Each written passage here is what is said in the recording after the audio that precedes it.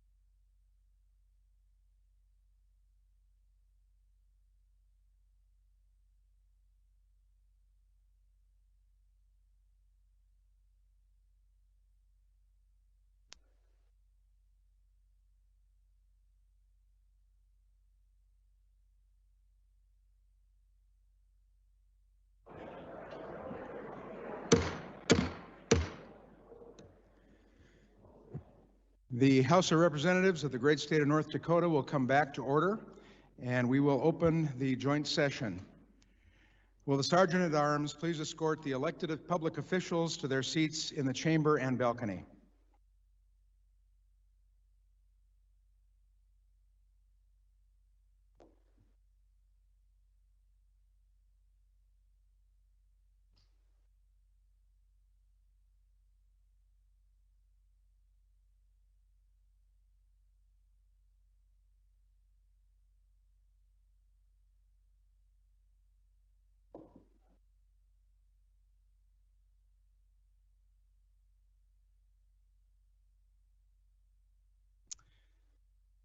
Please welcome the governor's cabinet members as they take their seats in the chamber balcony.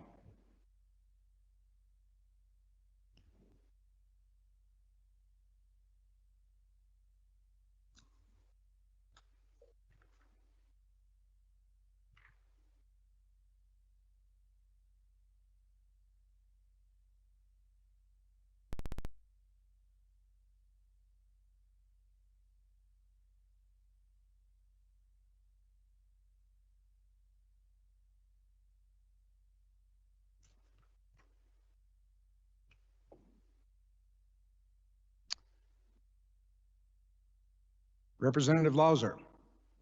Mr. Speaker, I move that a committee of two be appointed to escort the Lieutenant Governor Brent Sanford to the rostrum.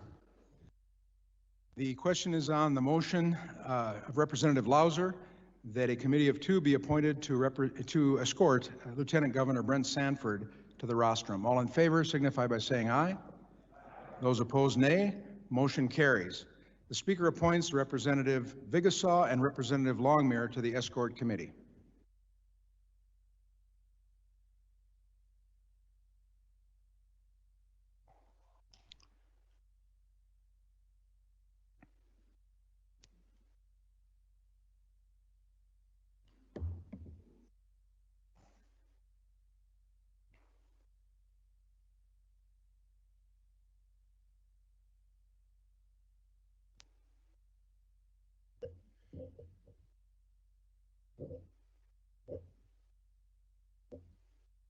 Mr. Sergeant at Arms.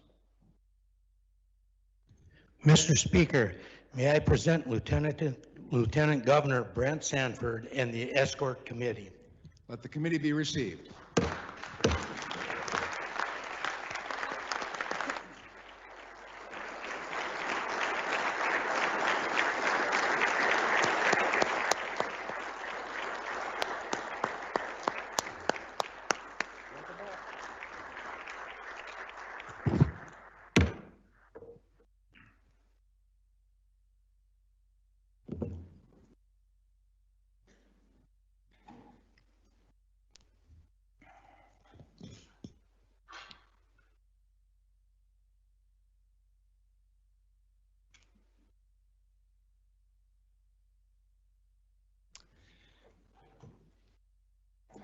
Thank you, Mr. President and members of the Assembly. I now call the joint session to order formally. Senator Klein. Mr. Speaker, I move that a committee of two be appointed to escort Chief Justice John Jensen to the rostrum. The motion is on, or the question rather, is on the motion of Senator Klein that a committee of two be appointed to escort Chief Justice John Jensen to the rostrum. All in favor signify by saying aye. Those opposed, nay. Motion carries. The Speaker appoints Senator Dwyer and Representative Carls to the escort committee.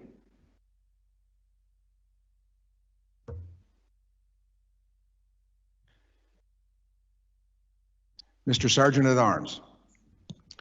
Mr. Speaker, may I present Chief Justice John Jensen and the escort committee. Let the committee be received.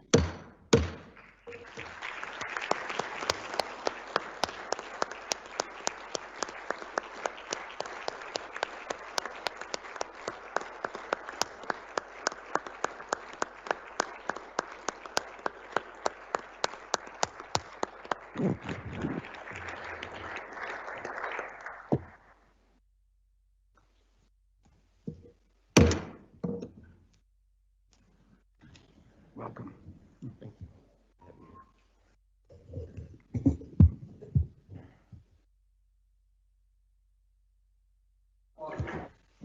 Representative Lauser. Mr. Speaker, I move that a committee of four be appointed to escort the Honorable Doug Burgum, Governor of the great state of North Dakota, to the rostrum, and First Lady Catherine Burgum to a special reserve seat in the Assembly. All in favor of that motion signify by saying aye. Those opposed, nay. Motion carries. The Speaker appoints Senator Wardner and Senator Heckeman and Representative Pollard and Representative Boucher to the escort committee.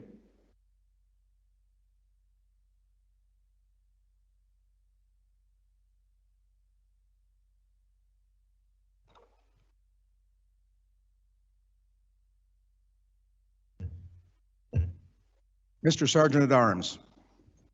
Mr. Speaker, may I present the Honorable Doug Burgum, Governor of the great state of North Dakota, First Lady Catherine Burgum, and the escort committee. Let the committee be received.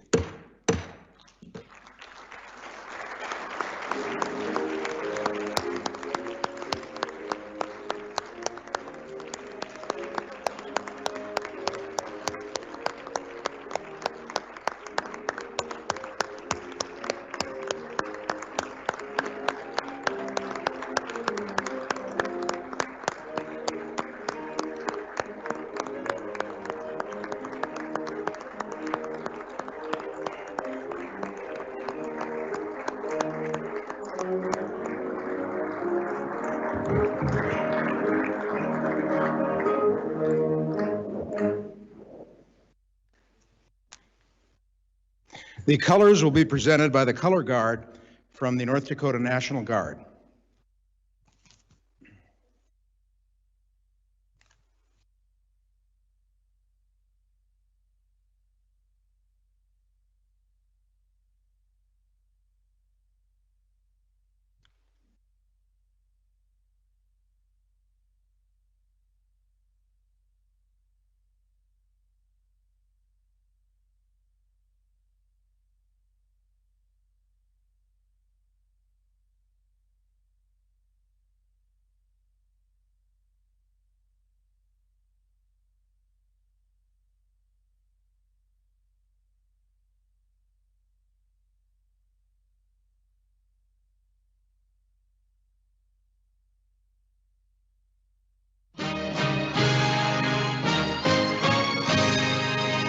The national anthem will be sung by the 2021 Governor's Official State Chorus.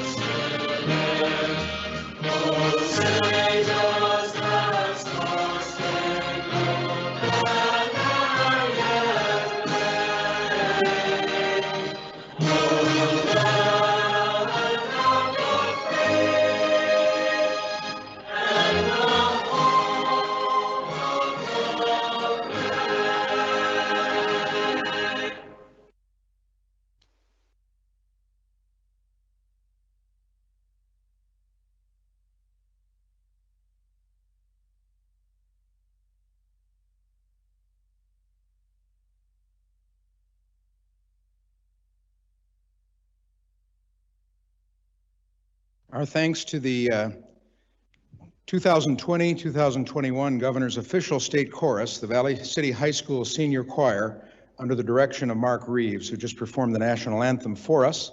Please remain standing for the invocation. The invocation will be given by North Dakota National Guard Chaplain, Colonel David Johnson.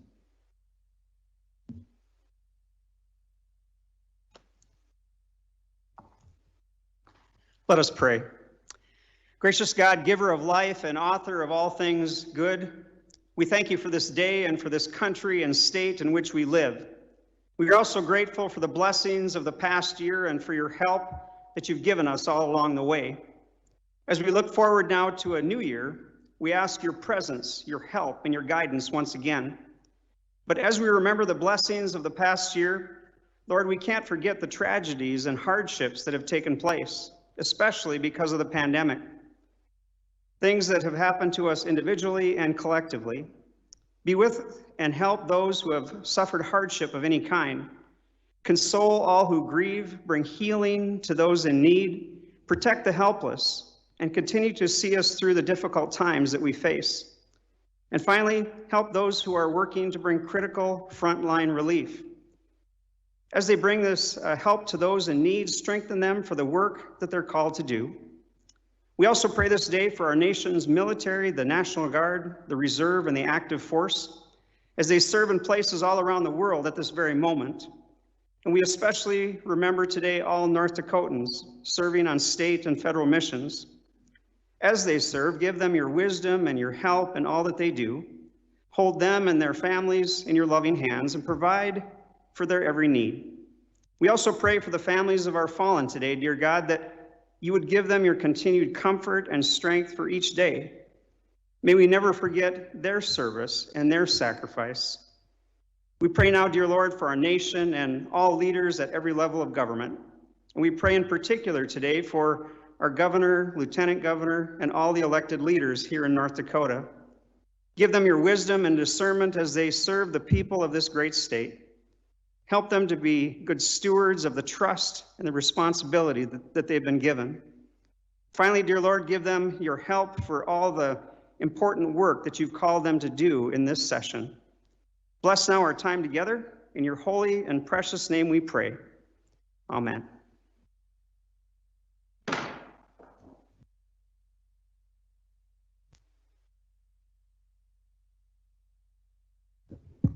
Thank you, Chaplain Johnson. A great tradition, as many of you know who have been here through many of these sessions of the joint session, is the opportunity to enjoy music by some of our talented young people in our state. And as mentioned, today we have the governor's band and chorus with us this year.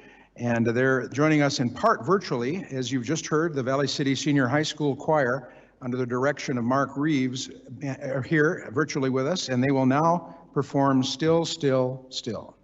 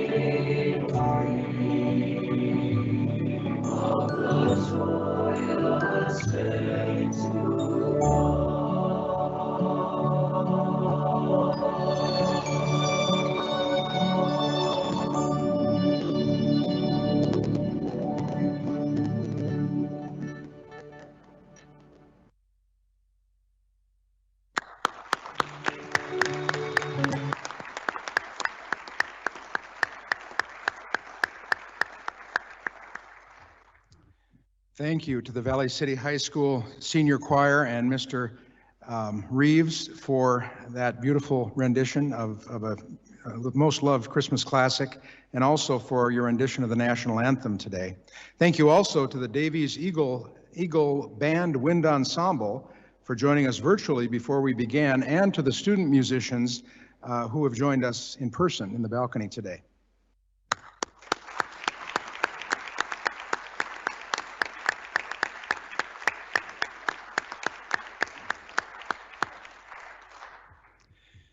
The oath of office will now be administered to the Chief Justice by Justice Jared Tufte.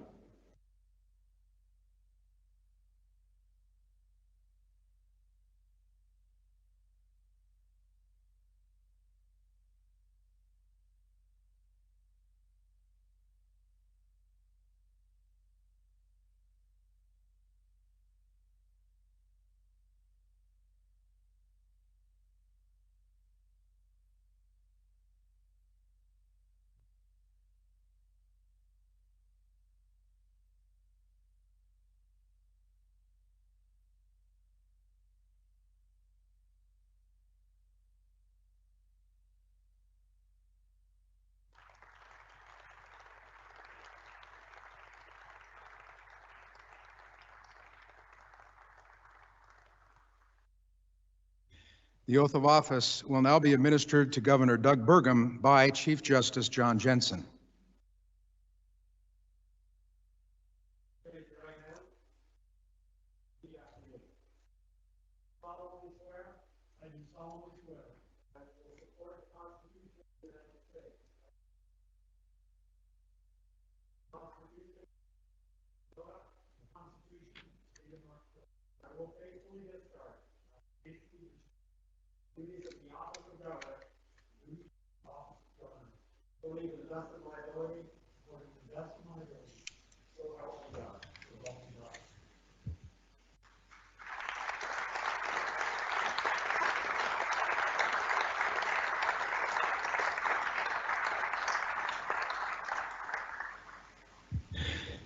The oath of office will now be administered to the other elected officials by Chief Justice John Jensen, and we would ask that they all stand, those who are going to be sworn in.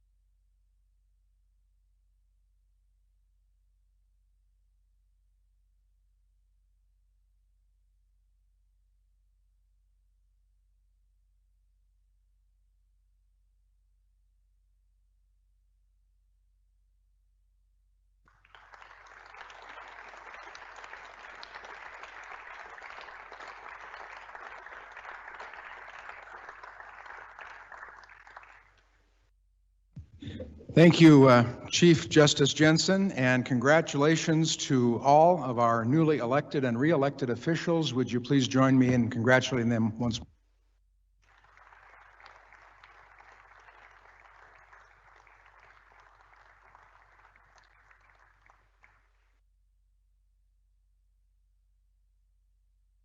It is with great pride that I now introduce the Governor of the great state of North Dakota, the Honorable Doug Burgum.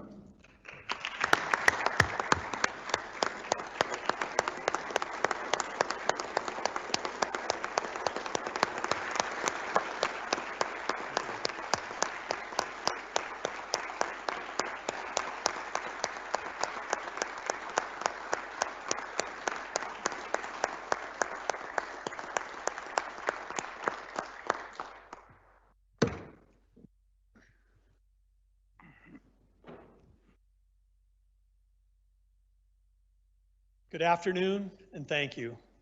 Mr. Speaker, Lieutenant Governor Sanford, distinguished members of the 67th Legislative Assembly, Chief Justice Jensen and Justice of the Supreme Court, fellow elected leaders, tribal leaders, cabinet members, First Lady Catherine, children Joe, Jesse, and Tom, family and friends, and all fellow citizens of North Dakota, welcome and thank you for joining us today, whether it's online, over the airwaves, in person, or across the hall in the Senate chamber.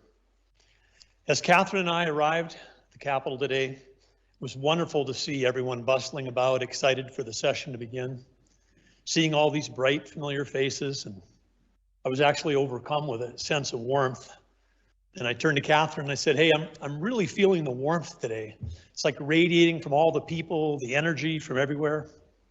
And she turned to me and thoughtfully said, that's great, Doug. May we go inside the building now? Yes, it really is just another beautiful January afternoon in North Dakota. And it's just over 40 degrees warmer than on our first State of the State 4 years ago. Chief Justice Jensen and Chairman Fox, we thank you for your thoughtful words this morning and for your service to all the citizens of North Dakota and to the people of MHA Nation. And Chief Justice Jensen, to you and the entire judicial branch and to our own Department of Corrections and Rehabilitation, thank you all for keeping our justice system running smoothly during this past year. We look forward to continuing collaboration throughout the legislative session with all of you. As our administration enters the second term, Brent, Catherine, and I are truly honored to continue serving the incredible citizens of North Dakota, especially during these historic times. Together with the 67th legislature, we look forward to the tremendous opportunities before us to make a positive difference for our citizens and our state. As North Dakotans, we have experienced much this past year. Truly, an entire flock of black swan events, combining flooding, drought, an ongoing global pandemic, market crashes, historic, rapid, and huge economic contractions, all during a single year. These have tested us in ways that we could not have expected.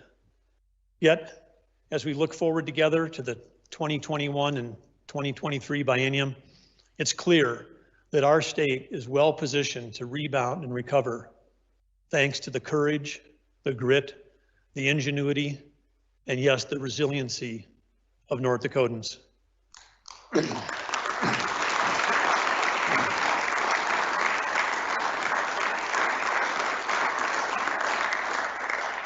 Today, the state of the state is one of optimism and new beginnings, built on our confidence of overcoming adversity and the knowledge that we will emerge stronger than ever.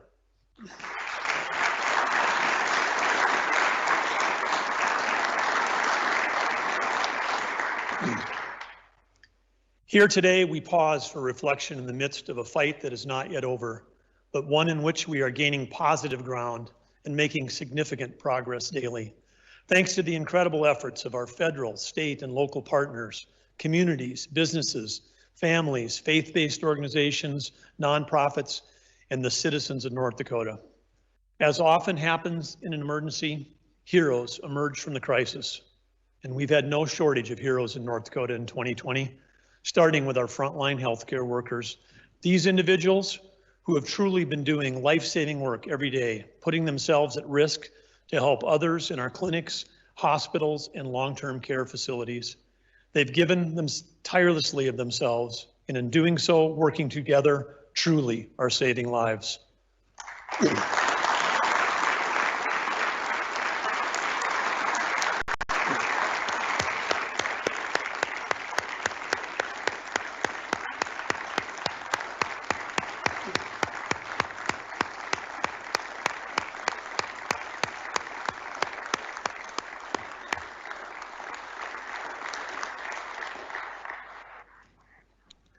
Additionally, our first responders, paramedics and EMTs, law enforcement officers and firefighters continued to do their duty to protect the public safety and health and respond to calls across our state, including in our rural areas where many of our ambulance crews are all volunteers.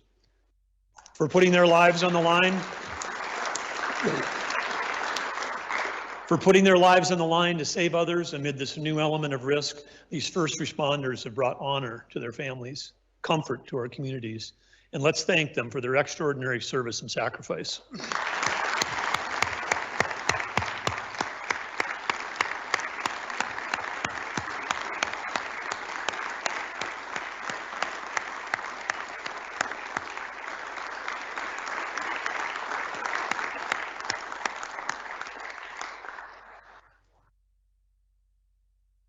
4 days after our first COVID case was identified, schools in North Dakota were closed to in-person instruction to protect students and staff from what was still an unfamiliar virus. As other states canceled classes for the rest of the year, our school teachers, staff, and administrators were able to transition to a full distance learning model in less than a month, a remarkable feat that speaks to the professionalism and dedication of North Dakota's educators. Let's give them a round of applause.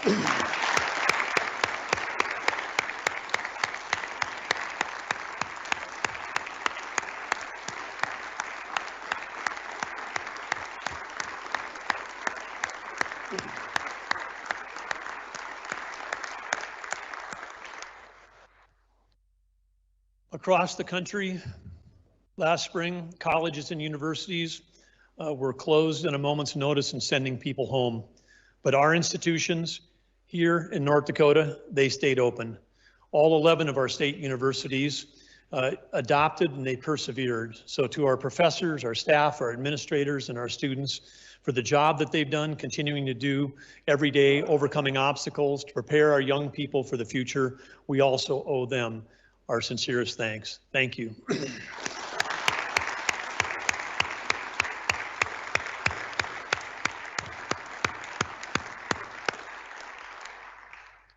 This may be new to all of us this last year of a pandemic, but our state has been here before. A century ago, the Spanish flu of 1918 ravaged our state, our nation, and our world. But following that, it gave way to the Roaring 20s, a period of rapid growth and widespread economic prosperity. North Dakota's population in 1920 was less than 647,000. 10 years later, it had boomed to 680,000. Then the Great Depression hit, sending our population into a long slide that wouldn't rise again to a record level until 2011. We are the only state in the United States to have had a lower population in 2010 than in 1930. That's perhaps why so many of us who've watched our state decline tend to approach things with a mindset of scarcity. But since then, we've continued to grow in the annual census estimates. In 2018, we surpassed 760,000 residents for the first time in the state history. And last week, the Census Bureau quietly released the July 1, 2020 population estimate, which listed North Dakota's population at 765,309, another record for our state.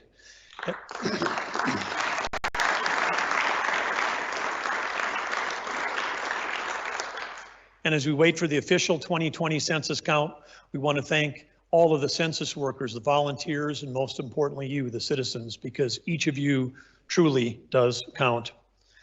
Looking forward, we have a historic opportunity to invest in infrastructure, diversify our economy, build healthy, vibrant communities, support research and innovation, transform government, and build true legacy projects for the prosperity of North Dakotans for generations to come. Together, we can set our state on a positive trajectory by leveraging the ingenuity and resources of the private sector and harnessing the power of the Legacy Fund. And we can accomplish all of this with a fiscally conservative state budget that holds the line on general fund spending, invests in our priority, maintains healthy reserves, all without raising taxes.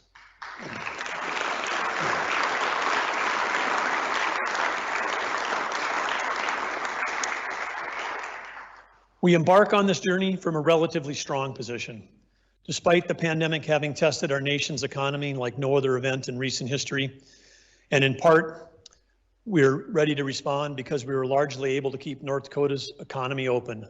Based on a survey of Bureau of Labor Statistics late last summer, North Dakota had the third lowest number of establishments that experienced any kind of government mandated business closure, and the sixth lowest that experienced a decrease in demand for products or services. Today, we still have over 13,000 job openings in North Dakota, and that's even with the global collapse of the energy sector before our first COVID case. North Dakota today has a lower unemployment rate than 38 other states. North Dakota's farmers continue to lead the nation in the production of wheat, canola, edible beans, sunflower, oats, and honey, and rank in the top 10 in soybeans, sugar beets, potatoes, and lentils. We're thankful every day that our farmers produce the nation and provide the nation and the world with plentiful, high-quality food supply. This past fall, we saw a much smoother harvest than the fall flooding we saw in the battles of 2019. But some growers experienced disappointing yields due to delayed spring 2020 planting, an extremely dry fall, and a widespread early frost on September 8th. Some ag input suppliers had a rough year, with parts of the states recording record amounts of prevent plant acres. Fortunately, commodity prices have rebounded some, putting some wind of hope and opportunity in the sails of our farmers and ranchers heading into this year. Still, as always in agriculture, that optimism is tempered by risk, including the drought that has quietly crept across our state these last several months. A year ago at this time, there was no part of North Dakota that was considered abnormally dry. Today, the entire state is at least that dry, abnormally dry, or drier. 16% of the state is rated abnormally dry, 24% is in moderate drought, 53% of our state is in severe drought, and 7% is in extreme drought. So it's not just the skiers and the snowmobilers and the kids who got new sleds for Christmas who are praying for snow. We'll be closely watching these conditions as spring nears, and just as we were in 2017, we'll be ready to support our farmers and ranchers no matter what nature brings. Looking long term, the world's population is projected to increase by 1/3 by the year 2050. Just 30 years from now, crop production will need to double to meet demand. And when you consider that corn yields have increased nearly sixfold in the last 100 years, we have no doubt that the North Dakota farmers and ranchers will be up to the challenge, supplying not only food and value-added food products, but also biofuels. North Dakota's ethanol capacity has increased fivefold in the last decade, providing a market for 60% of our state's corn. The Bank of North Dakota's ethanol recovery program provided nearly $43 million in working capital to help ethanol plants withstand the collapse in energy demand due to COVID. Our executive budget includes $14 million to complete the $60 million Ag Development Center at NDSU, which was approved by the last Legislative Assembly. And it also proposes a portion of legacy fund earnings be directed towards value-added opportunities that will reduce our dependence on commodity prices we cannot control. On the energy side, oil production continues to rebound past 1.2 million barrels a day in October, and we are meeting our gas capture targets. We're deeply grateful to those operators who continue to invest in production and infrastructure, and that will keep our state well positioned for the future growth as the nation's #2 oil producer, as well as open up new opportunities to add value to our abundant ethane supply through plastics manufacturing and electricity production. North Dakota continues to be a powerhouse for the nation, ranking 6th in total energy production, thanks to our all-of-the-above approaches that embraces oil, gas, coal, hydroelectric, biofuels, wind, and solar. And with coming outside forces creating headwinds for some of these energy sectors, it's important that we keep seeking synergies here in North Dakota through the Empower Commission, as we have done so successfully in the past. There's another rising opportunity before us, using electrolysis to produce hydrogen from wastewater. Yes, nothing but water and electricity as inputs. Hydrogen and oxygen are produced, and that hydrogen can be paired with our existing energy sources to produce carbon neutral power. But the scale required to make hydrogen-produced energy work requires massive amounts of storage. And thanks to the work of the Energy and Environmental Research Center in Grand Forks, we now know that our Western North Dakota geology has 3 salt beds more than a mile underground that show promise for creating salt caverns. These caverns would generate revenue for landowners while safely storing gases or liquids that are injected into them. This opportunity isn't just limited to hydrogen storage, but also could be used for strategic natural gas storage or essential infrastructure for attracting a $10 billion petrochemical facility. We have a great opportunity to complement our natural resources, but this opportunity is only possible through continued innovation and a stable tax and regulatory environment. Our entire administration is committed to working with the 67th legislature to ensure that these game-changing opportunities are set up for success in North Dakota. In this age of massive data, electric vehicles, and increased remote working and learning over digital devices, it's more crucial than ever that we maintain a diverse power grid with reliable baseload generation to meet our electricity demands at all times. That's why we're working hard to find a market-based economic path forward for Coal Creek Station. And I'm especially grateful for Lieutenant Governor Sanford's tenacious and effective leadership in those efforts. Thank you, Brent.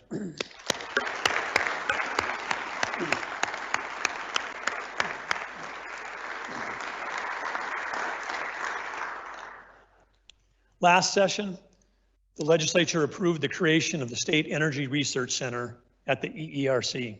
That investment is paying dividends. Several new leads are now being pursued to add value to our extensive coal reserves, such as manufacturing graphene dots. They're so small they look like a fleck of pepper, and the size of a human hair made of graphene dots can lift a grand piano. Or the extraction of rare earth minerals from fly ash to reduce our dependence on foreign countries for the essential building blocks of every smartphone. And with the advances being made in carbon capture, utilization, and storage by the EERC and the private sector right here in North Dakota, we have an opportunity to become a world leader in securing a viable future for clean coal power, while also unlocking 4 to 7 billion additional barrels of oil through enhanced oil recovery. Creating a low-cost, highly reliable, clean coal baseload solution for a planet hungry for more electricity, yet focused on a carbon-constrained future, would put North Dakota in the position to shape global energy policy. It would also open up technology export opportunities to the world's most populous countries, which are still trying to bring electricity to their citizens. And in doing so, we can support those North Dakota communities that wouldn't exist without the coal plants and the coal sector workers who've been keeping the lights on dependably and cost effectively in America with North Dakota lignite for more than 100 years. We owe them our gratitude, and we certainly owe them our best effort.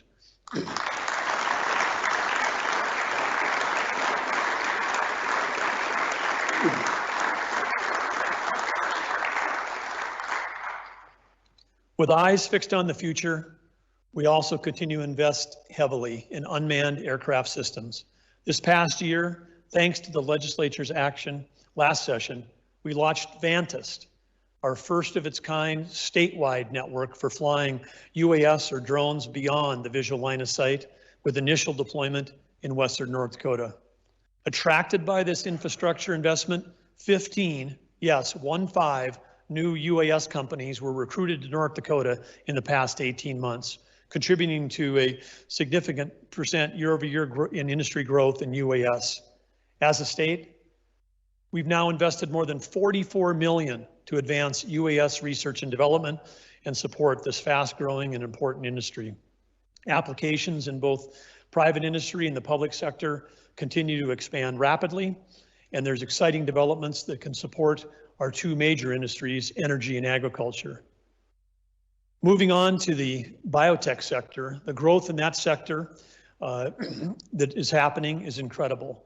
And advancements in autonomous farming technology at Grand Farm near Fargo, and the announcements such as Plug and Play's innovation platform also give us cause for optimism about the future of our state's economy. Our economy also thrives with tourism, recreation, the arts, and culture. Our historic main streets are coming back to life across the state, from Cavalier to Devil's Lake to Williston. Our state is rich in arts and culture, from the young musicians you heard performing today to the artists who bring communities in this capital back to life.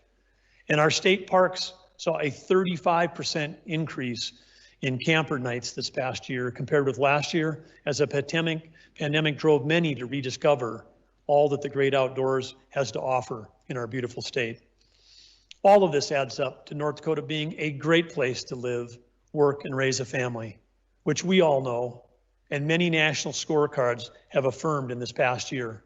Our state was ranked #1 in air and water quality, 3rd in the best place to raise a family, and we also received top 5 rankings in economic performance, infrastructure, and the best state for millennials.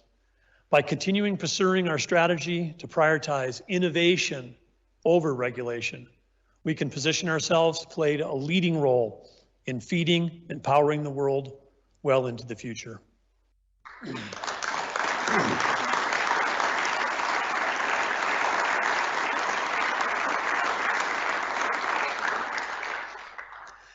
These past 4 years, we've made tremendous progress and overcome significant challenges thanks to the unbreakable spirit of our citizens, the hard work of our state agencies, and the foresight of elected leaders, including those of you in these chambers, to plan for rainy days. North Dakota's strength begins with the citizens and extends to those elected to serve with them at all levels of government.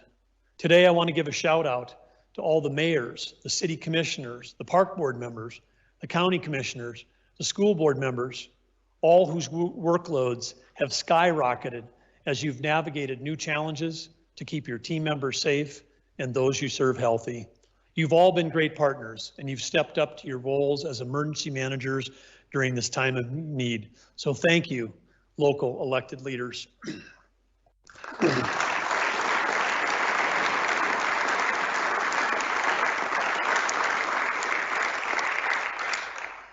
Today is also a day to welcome those who have stepped up to serve at the state level as first-time members of the Legislative Assembly. For their dedication and willingness to serve, would all 13 of our newly sworn-in legislators, both here and across the hall in the Senate, please stand and be recognized. Welcome to the Capitol, new legislators.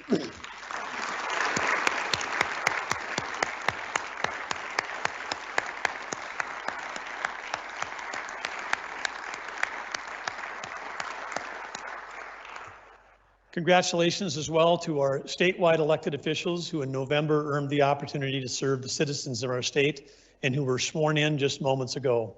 State Superintendent Kirsten Baszler, Treasurer Thomas Beadle, Auditor Josh Gallion, Insurance Commissioner John Gottfried, Supreme Court Justice John Jensen, and Public Service Commissioner Brian Crocius.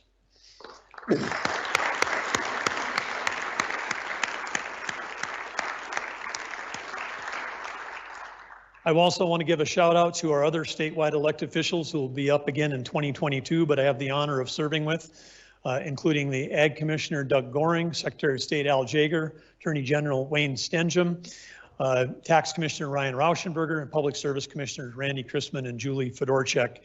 Working alongside each of them this last year on Industrial Commission, Land Board, Emergency Commission, and others, I can tell you that all of your statewide elected officials have really been putting in the time and the effort this year, so thanks to all of them. I also want to recognize all of our Supreme Court justices. Of course, former Chief Justice Gerald Vandewall, Lisa Fair McEvers, Daniel Crothers, and Jared Tufte, who was here today to swear in the chief. But we'll also want to congratulate our returning elected House and Senate leadership, Representatives Pollard and Boucher, Senators Wardner and Heckeman. Thank you for your leadership in your respective chambers and your caucuses. And I especially want to say thank you for your deep collaboration and welcomed input throughout this pandemic. You've been incredible partners throughout 2020. We look forward to continue working with you as the year goes ahead. Let's give all of these folks a great round of applause.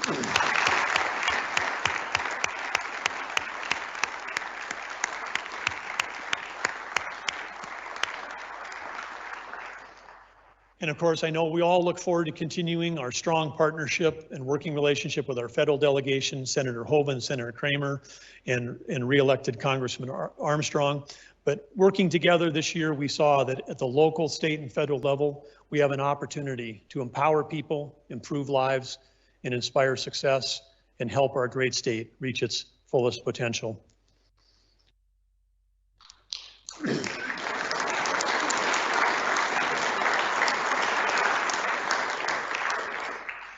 That fullest potential that we have, that collective potential, resides individually within each of us and every citizen in the state.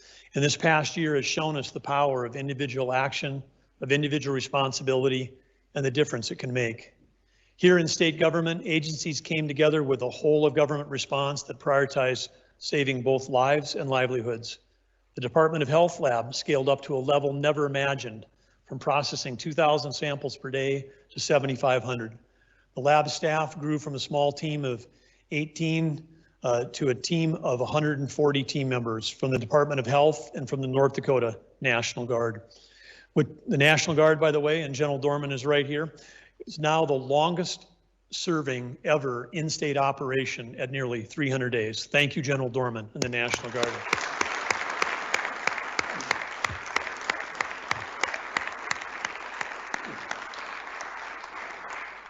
The heroes in those agencies worked with local public health units to establish North Dakota as a national leader in testing, which the National Institutes of Health calls the key to getting back to normal.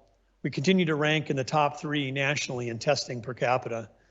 From the Department of Human Services, work on the nationally recognized Vulnerable Population Protection Plan, to the Information Technology Team, enabling over 7,000 state team members to begin working remotely within 48 hours. To Cody Schultz in the Department of Emergency Services, their critical role in coordinating the Unified Command, and a Joe Morissette in OMB's role in managing a record amount of federal pass-through funding. To Job Services, key function in distributing record levels of unemployment and benefits, totaling over $900 million and requiring lots of IT changes. To the Department of Commerce for standing up 4 entirely new grant programs to support businesses across the state to reestablish consumer confidence. The heroes in our state agency are too many to list, but every single one is appreciated and deserving of our gratitude. So please join me in thanking every single person in all of our state agencies that's been working extra time related to the pandemic. Thank you.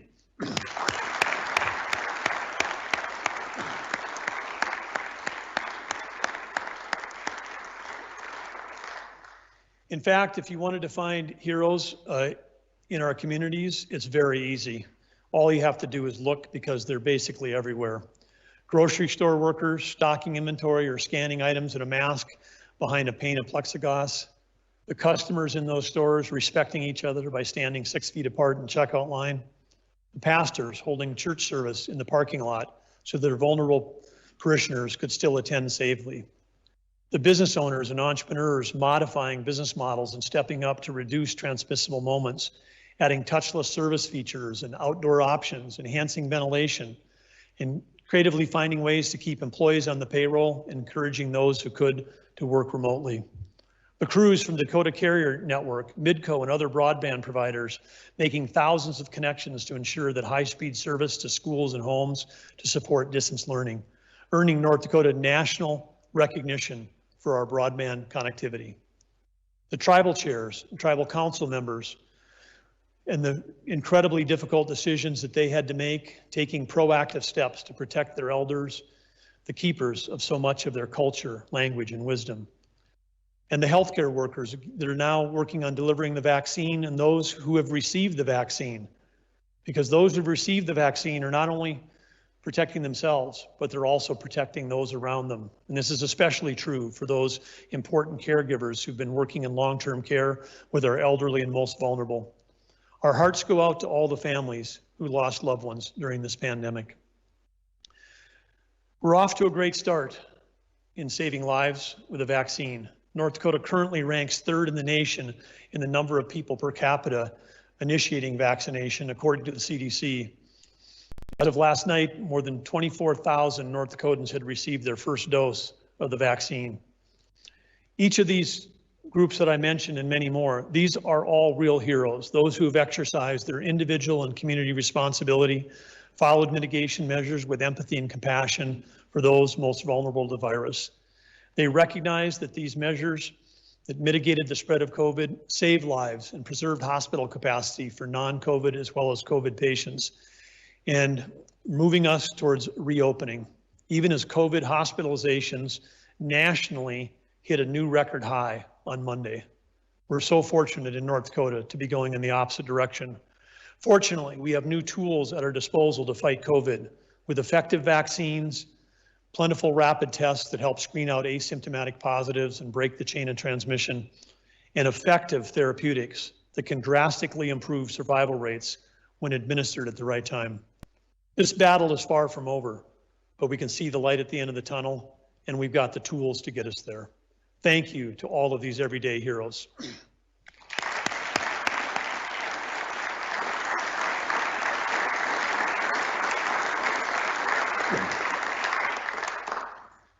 Through Operation Warp Speed, the federal effort to accelerate vaccine development, truly a successful effort between our current White House administration, the biosciences industry.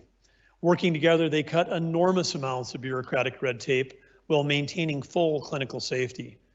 These decades accelerating efforts will have a profound, positive, and broad impact on medical treatment in the years ahead across many disease classes. In the coming years, we'll see dramatically better tools and solutions, thanks in part to biosciences research, development, and manufacturing that's happening right here in North Dakota. 22 years ago, Michael Chambers of Carrington, North Dakota, teamed up with a fellow NDSU student from the other side of the world, John Valentine of New Zealand, and they created a little startup called Aldevron. Since then, they've grown the startup from a cozy 400 square foot lab at NDSU to a multi-campus, multi-city organization with hundreds and hundreds of team members. Today, Aldevron is the global leader in producing nucleic acids to support generic medicines, a new field of medicine that seeks to repair, replace, or regulate defective genes that are often the root of disease. This work also placed Aldevron as a global leader in producing essential base material, nucleic acids for DNA and mRNA vaccines like those that are being distributed right now in the US for COVID-19. In fact, North Dakota-based Aldevron is a supplier to over 40 COVID vaccine programs and has been a key partner in speeding up the development and production of vaccines, a process that previously often took a decade. Aldevron's work has accelerated vaccine delivery, not just for North Dakota, not just for the United States, but for the entire world, thanks to the extraordinary efforts by team members like the homegrown talent we have with us today. Matt Crozin, a Fargo South High School graduate, has gone beyond his responsibilities as a senior manager of client relations, contributing to the accelerated advancements for numerous COVID-related vaccines that will undoubtedly impact the global community. Dickinson native Angelica Meyer moved back to North Dakota after graduate school and worked first in the oil fields, practicing chemistry on drilling rigs. Now, as Aldevron's technical operations manager, she's heavily involved with lab activities and extremely passionate about the company's role in Operation Warp Speed. For their critically important work and for the entire team at Aldevron, including founding CEO and executive chairman Michael Chambers, current chief executive officer Kevin Bollinger, and for all North Dakota companies and institutions that are playing a role in ending this pandemic and helping safeguard us against future diseases, let's give our two guests today and all of Aldevron a round of applause. Thank you for joining us. You can stand.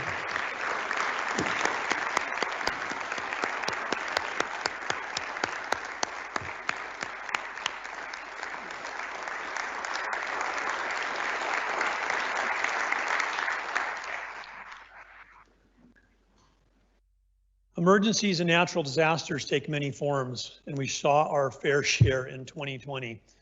These are non-COVID emergencies. Thanks to the work of our Department of Emergency Services in collaboration with local emergency managers, as well as a responsive administration in Washington, we secured several disaster declarations in 2020 for damages totaling roughly $100 million.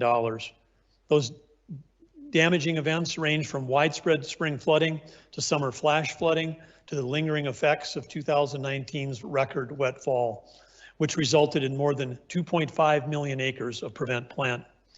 We also experienced a brief period of civil unrest that has spurred a dialogue about how to best ensure equality and inclusion for all who choose to make North Dakota their home. In one instance, we provided North Dakota Highway Patrol and North Dakota National Guard to support local authorities. As always, our troopers and our Guard members served with the utmost professionalism and restraint, and we want to thank them all once again for their important service.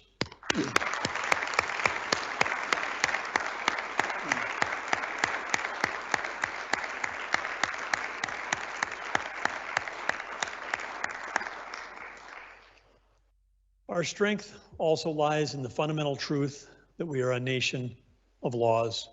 And amid the unpredictability of 2020, the brave men and women of law enforcement carried out their daily responsibilities. Among them was Grand Forks police officer Cody Holte, who also served incredibly as a first lieutenant in the North Dakota Army National Guard. Officer Holte selflessly dedicated his life to protecting his community, his state, his country. He was a loving husband, an adoring father, a son, and a brother. Officer Holte represented the best of all of us, a man of honor, courage, public service, who put God, family, and country above all else. A leader who always placed the needs of others above his own and who exemplified the true spirit of public service. Our freedoms are built on those who uphold the rule of law, who run towards danger when others run away from it. On May 27th, Officer Holte did just that, entering an apartment where he knew fellow officers had been fired upon, and the doorway left him exposed to gunfire. We'll never know how many more might have perished in that building, if not for the swift and selfless acts of Officer Holte and his fellow officers and deputies. Officer Holte's name will be inscribed on the Peace Officers Memorial here on the Capitol grounds, a permanent reminder of his remarkable act of bravery. We're honored to have with us here today Officer Holte's wife, Mandy. She and their son, Gunnar, can rest assured that Cody's legacy of service will live on forever in the hearts and minds of North Dakotans, and that they have our everlasting support and deepest gratitude for his incredible ultimate sacrifice. Thank you for joining us, Mandy.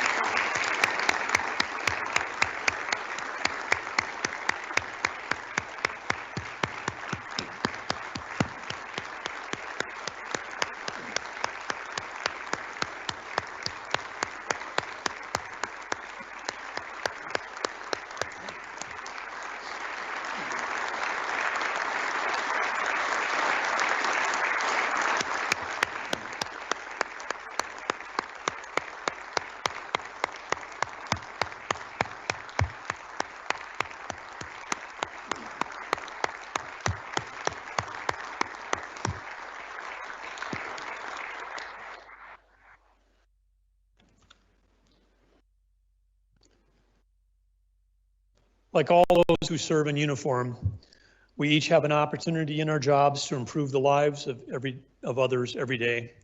In government, being able to serve citizens as efficiently as possible often depends on our ability to let go of what was and embrace what could be. The decisions we make today will affect generations to come. We need the courage and curiosity to innovate, to try new approaches, to transform government services to reflect our current and future realities. We can provide citizen-focused service by investing in IT to replace or upgrade our 3 severely antiquated mainframes, which in one now well-publicized case, forced us to hire programmers from Latvia because no one else in the world still worked with systems that old. And given the persistent threat of foreign national cyber attacks, such as the current SolarWinds attack, it's essential that we make investments to protect the data of our citizens. We can streamline processes to provide better service, support, and provide increased transparency for the public and for our industry stakeholders through whole of government efforts, such as the new unified spill reporting system we're announcing today.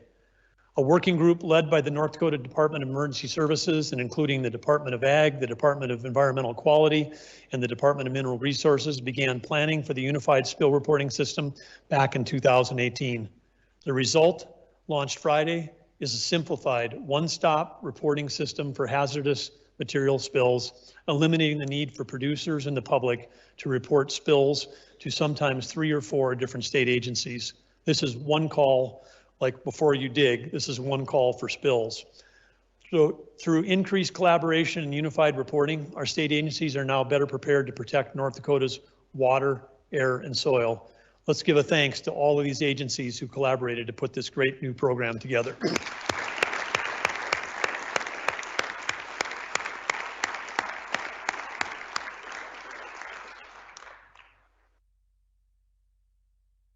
To build healthy, vibrant communities and schools, we know we need to better support behavioral health.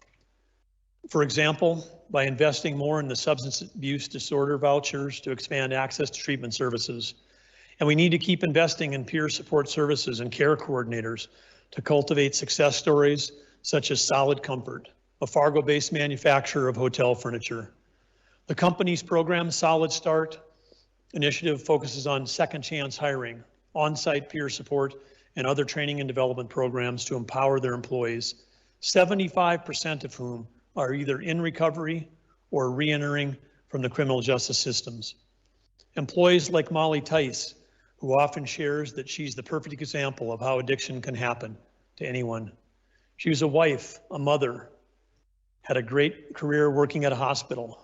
One day, someone introduced her to meth, and within a year, she had lost everything, her home, her job, and her kids. She was living on the streets and ended up in prison for 4 years because of a brain disease called addiction. When she came to Solid Comfort, she was desperate.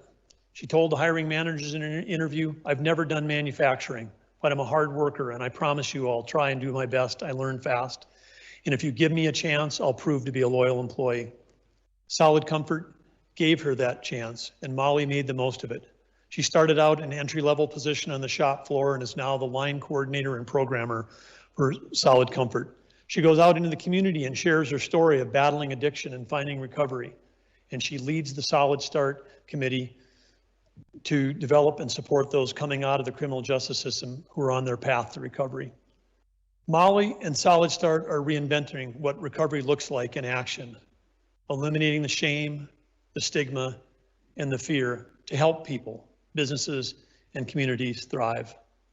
First Lady Catherine was able to share Solid Start's powerful story at a White House conference earlier this fall with First Lady Melania Trump and others, the drug czar and Surgeon General.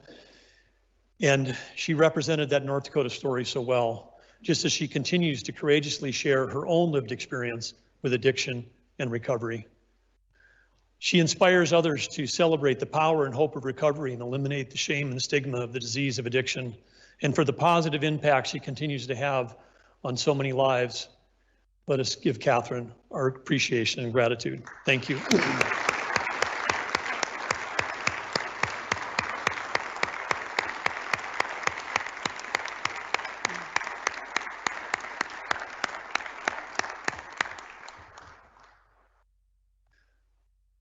Going forward, we can limit property tax growth by design. And by design, I mean by supporting the development of more economically sound cities that maximize the use of existing infrastructure as we strive to create healthy, vibrant communities. This year marked the third Main Street Summit, where we brought together community leaders from across the state to discuss smart growth within our communities and what was needed to attract and retain a 21st century workforce. North Dakota can only reach its fullest potential if every community continues to reach theirs first, and we'll continue to focus and work with our community partners on Main Street Initiative programs going forward. We continue to engage the 5 tribal nations with whom we share geography, resulting in many positive outcomes, such as 4 of the 5 tribal colleges signing memorandums of agreement with the North Dakota National Guard to make the state tuition assistance program available to qualified student service members attending college.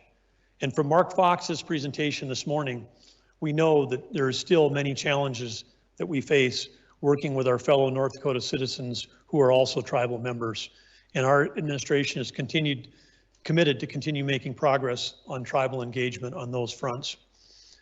We now shifting to education. We now, as a state, spend over 50% of our general fund on K-12 and higher education and provide some of the highest per pupil state support in the United States. So given that, we have a right to have high expectations about elevating our approach beyond what may have been the familiar schooling to many of us from decades ago. We have right to expect that we can build and create a high-performing education system that is responsive to the emotional, physical, and academic well-being of each individual. And should that individual choose an education pathway in a career academy, like the very successful one here in Bismarck that teams up higher education, the private sector, and K-12, he or she shouldn't have to live in the capital city to have access to that type of learning model. For our students and for the future of our workforce, our budget called for providing $45 million to support the expansion and development of similarly successful career and technical education centers across North Dakota through matching grants funded through our proposed bonding package. Higher education also continues to be impacted by dramatic, unstoppable forces of economics, technology, demographics, and culture. And those unstoppable forces were all before COVID. Then you throw COVID on top of it. To ensure that our institutions have the tools to serve our state and succeed in this new environment, we must create systems that drive student growth and incentivize transformation, as well as provide stability for our institutions. Today, I asked the legislature, the North Dakota University System, the State Board of Higher Education, to join us in the study and development of a permanent higher education stabilization and transformation fund for North Dakota public institutions, with the goal of initiation and implementation by 2024. This fund should be used to stabilize higher education funding, finding ways to drive growth and incentivize increased public-private partnerships in 21st century education models. Which brings us back to the historic opportunity that lies before us. As I've said before, and it holds true today, we live in a state of abundance. With the humility to understand that much of our good fortune is derived from our God-given natural resources, namely our soil, our water, our coal, our gas, and our wind. Over the course of 131 years of statehood, we've combined these resources with the power of human ingenuity to build and grow a dynamic and increasingly diversified economy. We mustn't succumb to the scarcity mindset that gripped our state for those 80+ years when we lost population, schools, and storefronts. In spite of our present challenges that we face 2020, in fact, our future has never been brighter. Now is the time to make a bold investments in our future. Before this talk today, I was standing in Memorial Hall and thinking about this building and how this arose in a bare field at a time during the Great Depression. Those that went before all of you in the legislature at that time made a decision to boldly think about building infrastructure that would support the future. And here we are in this beautiful room 90 years later, benefiting from their vision. We have the same type of historic opportunity today to take advantage of low interest rates, to bond for roads and bridges and other immediate one-time infrastructure projects, to create a permanent gift for future generations in the form of a $700 million revolving loan fund. And the beauty of the $1.25 billion bonding proposal is that it doesn't raise taxes, even one single dollar, and it doesn't even rely on tax revenue for the repayment of those bonds. Rather, these legacy bonds would use just a small portion of legacy fund earnings to retire the bonds, giving us an opportunity unlike any other state to invest in our future. Our agriculture industry, our energy sector, and our communities expect us to maintain the bridges and road systems we have built over generations. Investing in these systems will reduce the need for load restrictions and provide support for both farmers, ranchers, and energy producers. It will allow us to make our highway system safer for the traveling public and help reduce traffic fatalities, the goal of the Vision Zero initiative. Preliminary figures show that 2020 ended with fewer than 100 traffic fatalities on North Dakota roads for the first time since 2002. Now is the time to invest in our future with a backbone of smart, efficient, modern infrastructure. We can save tens, if not hundreds of millions of dollars for the state and for our taxpayers and for our political subdivisions over time by investing now versus waiting for years and years to pay cash for aging infrastructure. When with the flexible $700 million revolving loan fund, we can support strategic high-dollar infrastructure projects while creating room in our DOT budget and the Resources Trust Fund to support many other smaller yet essential water and road projects in every corner of the state. We look forward to working with you to seize this historic opportunity before it disappears.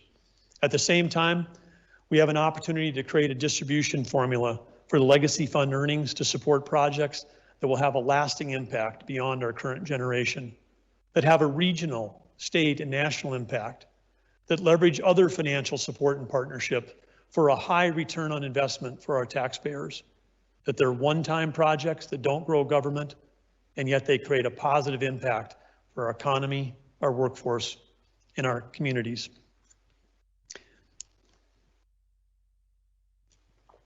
As newly elected, President Ronald Reagan said in his inauguration address nearly 40 years ago, "I believe we, the Americans of today, are ready to act worthy of ourselves, ready to do what must be done to ensure happiness and liberty for ourselves, our children, and our children's children.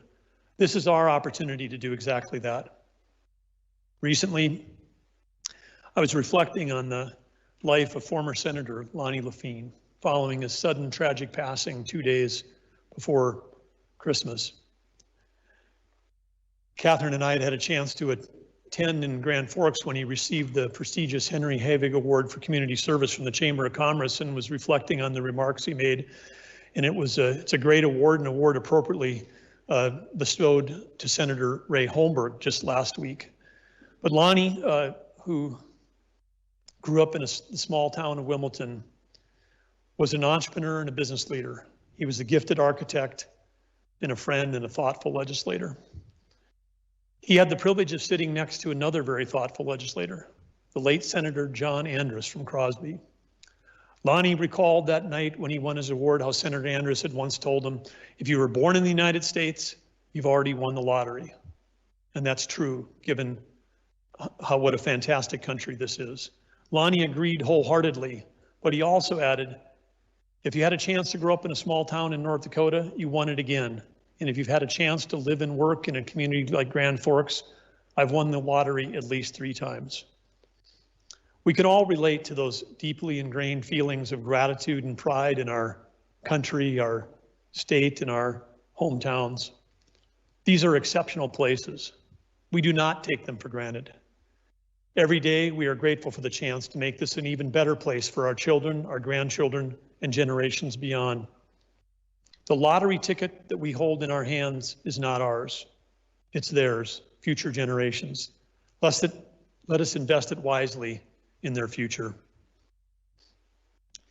Everyone who spent a winter in North Dakota knows that feeling on the first bright, warm, snow-melting day of spring. That feeling when the sun hits your face and the angle of the sun is high. And it just feels different. And you know that brighter, warmer days are ahead. Let us look to our abundant future and fill it not just with economic prosperity, but also with the joy and happiness that comes from our hearts, like the paper hearts in the windows that began with Mandy Gill's family here in Bismarck and spread around the world, a literal world of hearts. Like those hearts, millions of small acts of kindness have been performed this year across North Dakota, in homes, in schools, in nursing homes, and everywhere else. Parents to children, teachers to students, coworker to coworker, friend to friend, teammate to teammate, grandchild to grandparents, caregiver to resident, neighbor to neighbor, volunteer to someone in need, even a young child writing a governor a beautiful note of gratitude. And the circle of kindness continues to widen. These multitudes of daily acts of kindness built and strengthened our bonds of family and community and raised our collective humanity. Yes, pandemics and global economics are extremely complex. They're intertwined, they're interrelated, and they come with unknown after unknown. But there's one thing that we've always known, and what this pandemic has taught us again, and that all the great spiritual traditions of the world know, is that the power of love and forgiveness can disarm and disable the anger that is fanned in an attempt to divide us. Mother Teresa once famously said, "If we have no peace, it's because we have forgotten that we belong to each other." As North Dakotans, we pride ourselves on our independence. And yes, sometimes we even pride ourselves on our stubbornness. But as Mother Teresa knew, and as Monsignor Shea, the current president of University of Mary, has said, we need to be reminded that we do belong to each other. This pandemic has reminded us that we can't escape from being in relation to each other. So as we move forward to finish strong in our fight against COVID, let us stand together as North Dakotans, united in commitment to respect for one another, to be compassionate to one another, and to love one another. Let us proceed into the bright future with an understanding that the path towards healing and happiness for all the grief that we've endured in 2020, that cannot be resolved with more anger or more resentment or more cynicism, but that grief can only be assuaged with a path filled with empathy and forgiveness. Our interactions speak to the very core of who we are as North Dakotans. Let us show the world that North Dakota is an exceptional place, not just for our powerful contributions to feeding and fueling the world and driving innovation, but let's show them it's an exceptional place for our ability to demonstrate how deeply we care for each other, our communities, and our state. God bless you, God bless the great state of North Dakota, and God bless the United States of America. Thank you.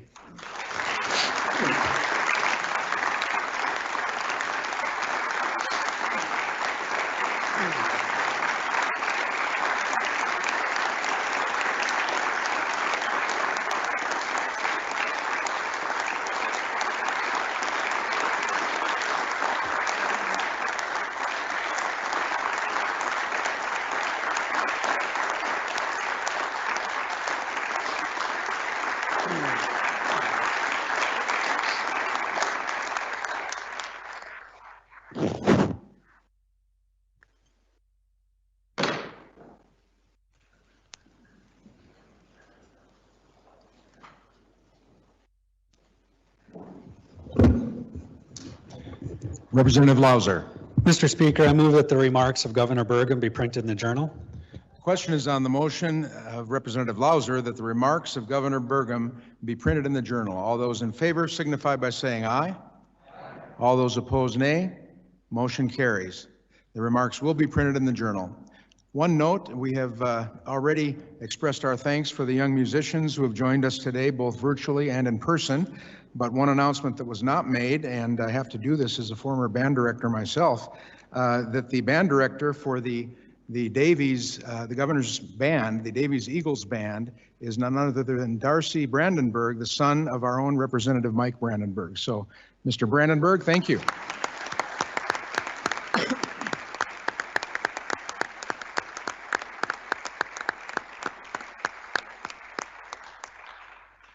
Chaplain Johnson, please come forward for the invocation.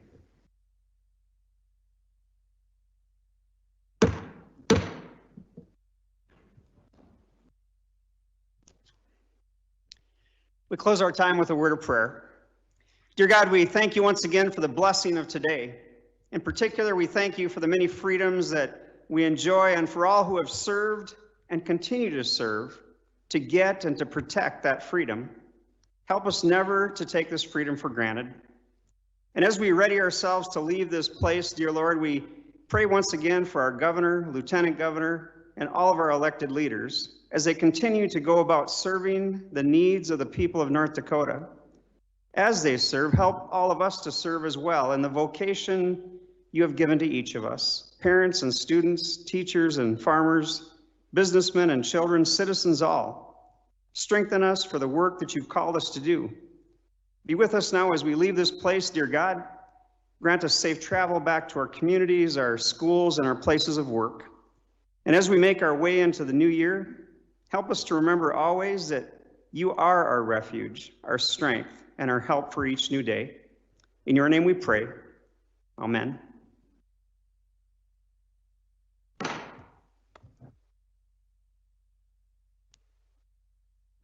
Thank you, Chaplain Johnson, for that benediction. Thank you again to the musicians whose music we've enjoyed today.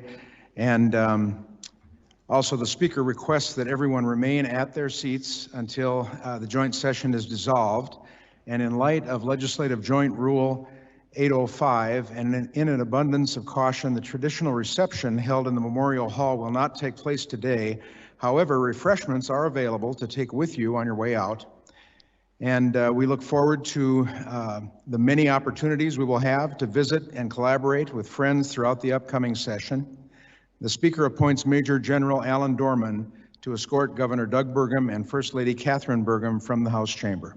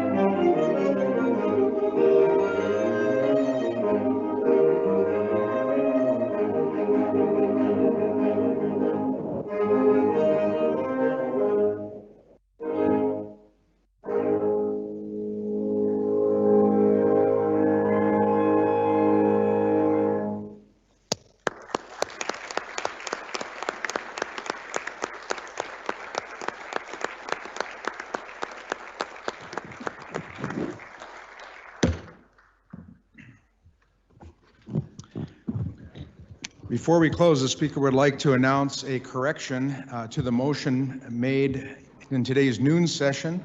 That is that the House will reconvene at 12:30 p.m., not at 1 o'clock p.m. on Friday, January 8th, 2021. Representative Lauser. Thank you, Mr. Speaker. I move that the joint session be dissolved. All in favor of the motion that the joint session be dissolved signify by saying aye. Those opposed, nay. Motion carries. The joint session is dissolved. The Speaker directs the National Guard officers to escort the elected state officials and cabinet members from the House chamber.